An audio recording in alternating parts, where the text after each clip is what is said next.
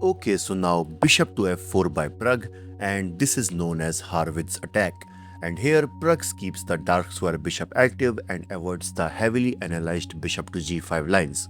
And after that, simply Sindarov castles e3, opening the diagonal of this light square bishop. And finally, Sindarov strikes at the center with c5. D takes c5, bishop takes c5, a3. Maybe he's preparing for b4 in future. But for now, knight to c6, and you can see what he is preparing for. But Pragg shows no interest. He simply develops the queen, and basically he eyes on the king side as well as on this c file. Rook to e8, preparing for the central break. And after that, bishop to g5, pinning the knight, but Sindarov strikes in the center immediately. He wants to open the center before white can consolidate.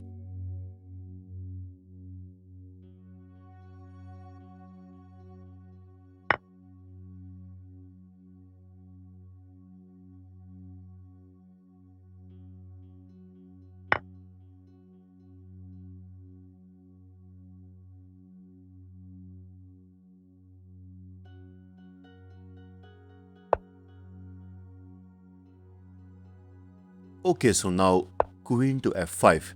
He simply defends the bishop as well as he pins the knight. And now there are multiple ways to continue. I mean, here white can go for bishop to d3, unpinning the knight. And if let's suppose black tries to take on e3, and obviously recapturing the pawn would be bad for white because the bishop would then be placed on e3, which creates an obstacle to castling. So therefore castling might be the best move for white here. And now if e takes f2, simply king to h1, getting away from the check, rook to d8, but knight takes c5, queen takes c5, bishop takes h7 check, king to h8, and finally rook takes f2. And although the position is equal, but look at the open h file of the black king. I mean, it would not be easy for black to continue. Okay, so in the game, after queen to f5, here Pragg goes for b4. He simply starts the queenside expansion, and in this position, here Sindarov goes for an interesting move, knight takes b4. He gives up a knight for 2 pawns. Objectively, this is an inaccuracy, but in human terms, it's a brilliant practical decision. He throws the game into chaos, knowing Pragg is uncomfortable in defending. Now a takes b4, and finally he gives a check by bishop takes b4, king to d1. But wait, let me go back. Why didn't he defend with the knight? Because let's suppose if he defends the check by knight at f goes to d2, which basically looks logical. But guys, this move is not good because after takes, f takes e3, and now comes bishop takes d2 check. And obviously he cannot recapture with a queen due to this undefended knight. And if he decides to recapture with a knight, then simply queen takes c2. So that's also not possible. So let me go back to the move bishop takes d2. So that's why the only move left is king takes d2. And after that, rook to d8 check, king to c1, queen to e5, targeting the rook. And after rook to a3, and can you guess the next move? I don't think so. The move is b5, trying to open up the c file, because if white captures on b5, now comes bishop to b7, creating more pressure over the knight. And if knight to d2, simply, yes, you are right, rook at a goes to c8, pinning the king and the queen. But what about bishop to c4? And if this happens, simply bishop takes g2, attacking the rook. So after this, rook moves, and basically here black can either capture the pawn or simply go for bishop to d5. And you can see in the next move, black is going to double the rook, which creates immense pressure over the white position, which clearly makes this position in favor of black. Okay, so in the game, after the move king to d1, he simply decides to take on e3, Black picks up a second pawn, and now white has a knight and a bishop for two pawns. But the exposed king and black's central passers create huge compensation. So now bishop to d3. Finally, he develops the bishop with a tempo, preparing for a discovered attack. And guys, I think this is the most crucial point of this game. Here, Sindarov finds a move which looks weird at the first sight, but the logic behind it is so amazing that it will literally blow your mind. In this position, he slides his queen back to g6.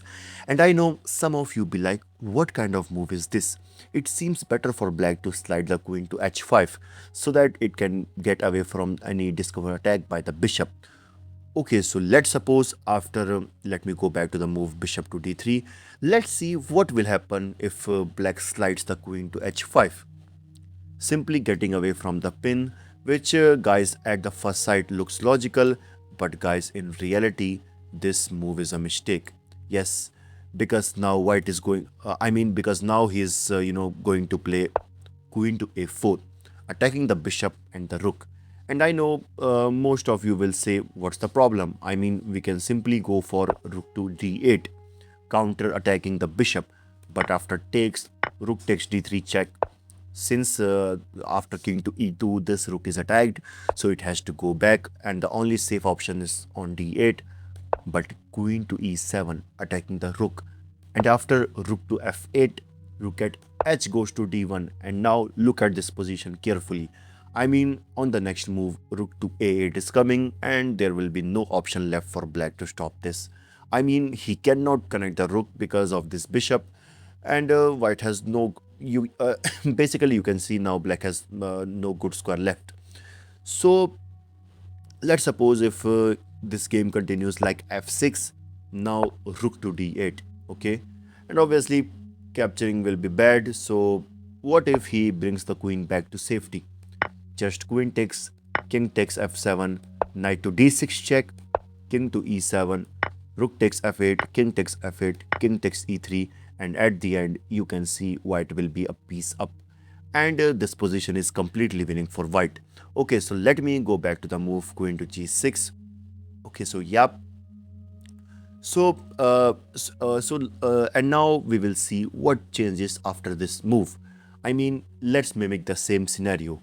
I mean, white will now go for the same move, queen to a4. But why now this move is an inaccuracy? This is because, let's suppose if we go for rook to d8, and now queen takes d4 will be a blunder. But why? Yes, you are right. Simply queen takes e4, taking benefit of the pinned bishop. And imagine Sindarov calculated this amazing variation. Okay, so in the game after queen to g6, yeah, so now Prag decides to capture on e3.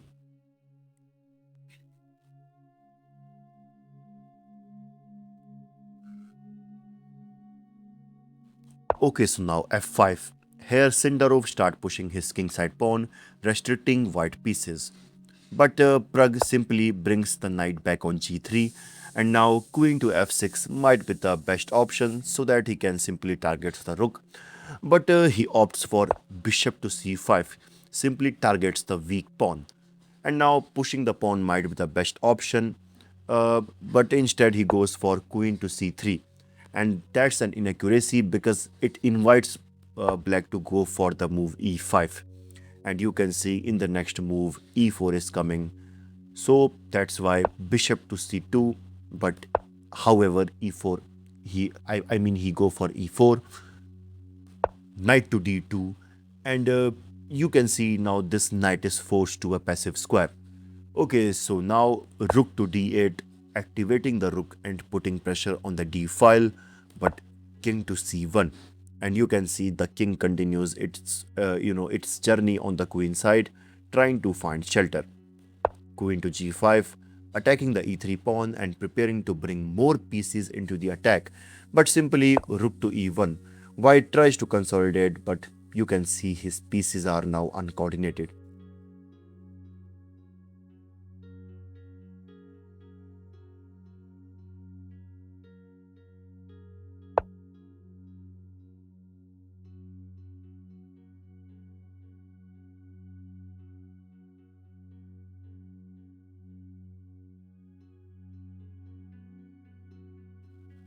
Okay, guys, so here Prag goes for rook to e2. And guys, that's a serious mistake. I mean, Prag must consider bringing his rook on the d file because the black rook on d8 now looks powerful. But now bishop to b4. The bishop finds a powerful diagonal, pinning the queen against the king. So since this queen is now attacked, so Prag simply moves it on b2. But now you can see black has some plan. I mean, he goes for a5. And you can see this bishop on b4 is now placed permanently, creating pressure on the white position.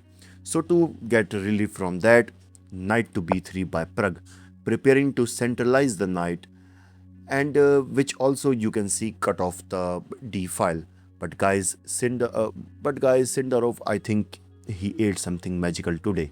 He's playing something special because he goes for rook to a6, a fantastic multi-purpose move. This rook can be now doubled. I mean, this rook can be now doubled, or maybe it can go to h6 so that he can target this pawn. But Prag simply focused on centralizing the knight, so that's why he goes for knight to d4. And you can see now he is also targeting the pawn on f5. But guys, black can easily counter this with the move g6, defending the pawn as well as keeping the advantage without giving any counter chance to white. And let's suppose if white goes for bishop to b3, I mean, white is threatening to give a discovered check now, as you can see, but there is no problem, simply bishop to c5, blocking the path of this pawn, and clearly you can see here black is doing great.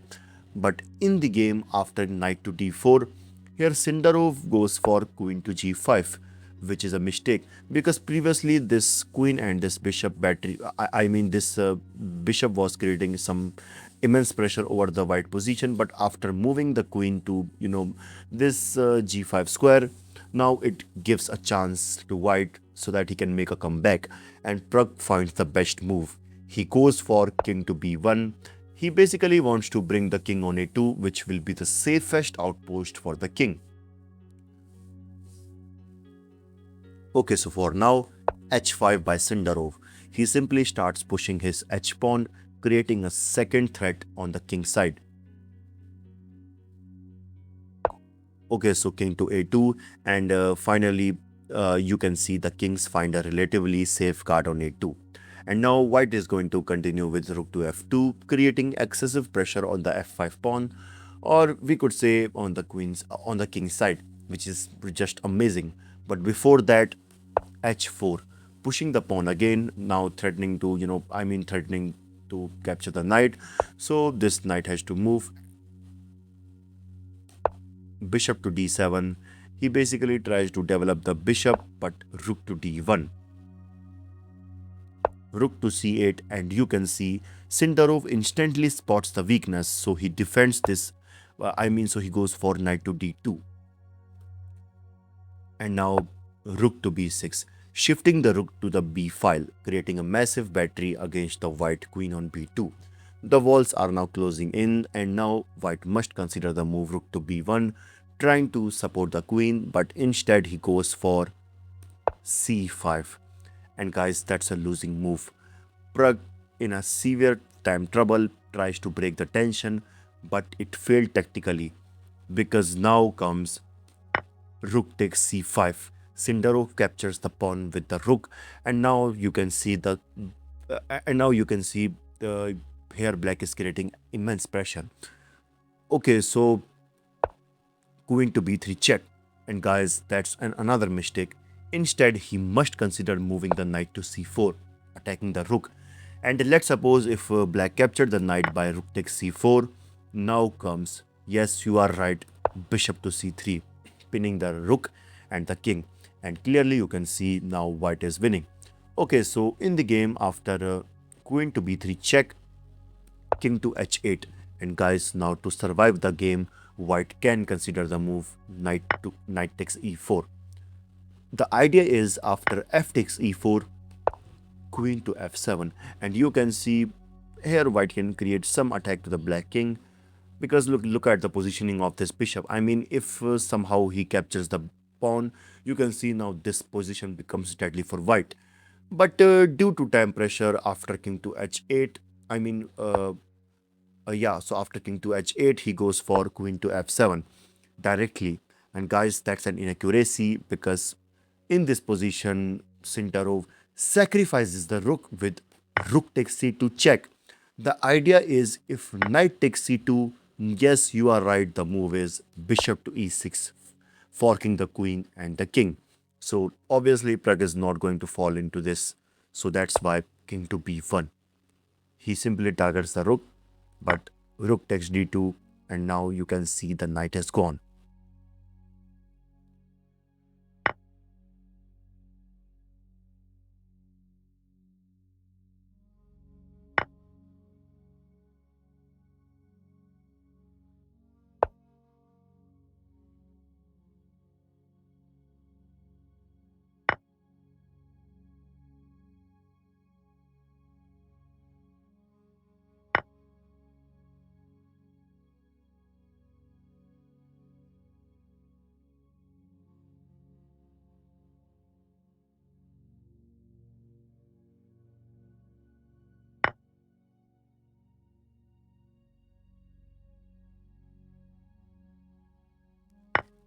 And you can see now black is 4 pawns up. And in this position, the final move by Sindarov is queen to f6, and here Praggnanandhaa resigned. Because let's suppose if this game continues like, and obviously, first of all, white is not going to exchange the queen because he is losing, so he will definitely go for queen to d2. I mean, he will try to be protective, but simply queen to f7 check, king to a1, queen to b3 check, queen to c1, queen to a4 check, rook to a2, queen to d4 check, rook to b2, queen takes b2 check, queen takes b2, rook takes b2, king takes b2, and now just look at this pawn structure. No need to tell that who is winning here. What an amazing, magnificent, and fearless victory by Javokhir Sindarov, who is currently at the top of the leaderboard. Like this video, and I will see you in the next one. This is your host Bison signing off. Bye bye.